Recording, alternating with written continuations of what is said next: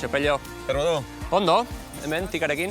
Ze pasada, zena txakur hemen, ez? Bai, egia esan, 6 urte daramatzat Berlinen, eta 6 hilabetetan, tikak orain 8 hilabete bete ditu, 6 hilabetetan lagun gehiago egin ditut, 6 urtetan Berlinen baino. Txakurraren bidez? Bai, WhatsApp taldega ditu juntaizok egiteko txakurrekin irteteko, bai, mundu guztiko lagunak, egia esan oso erraz egiten dira txakurrekin Ze ona. lagunak. Zer ekarri zaitu ona, Berlina? Nik uste bi gauza, bata asperdura, ni 10 urte zegoen nintzen berri egunkarian lanean, utzi egin nuen, da pixka bandean bizitzen izaten dugun momentu egitako batean, pixka bat aspertuta. Eta bestea nahiko klasikoa da, baina itolarri antzeko bat. Behin adiskide batekin parandan inter nintzen, etzen asteburua, gaua eta eguna juntatu zitzaizkigun, eta gertatu zen, hasi zitzaizkigula iristen WhatsAppera jendeak guri ateratzen ari zen argazkiak.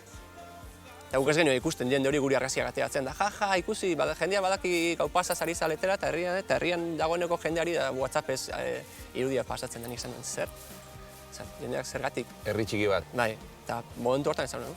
Eta pixka bat, agobio hori sartu zitzaiten, lanik gabe nengoen, eta erabaki nuen, printzipioz hilabete pare baterako uztailan etorri nintzen, da zen nuen, asko jota gabonak arte Berlinera etortzea, eta nahi zitzuli. Eta parranda egiten duzu dituz zarenean? Egia esan ez, nik asko botatzen du faltan familia, izugarri. Bai, ja? Bai, izugarri.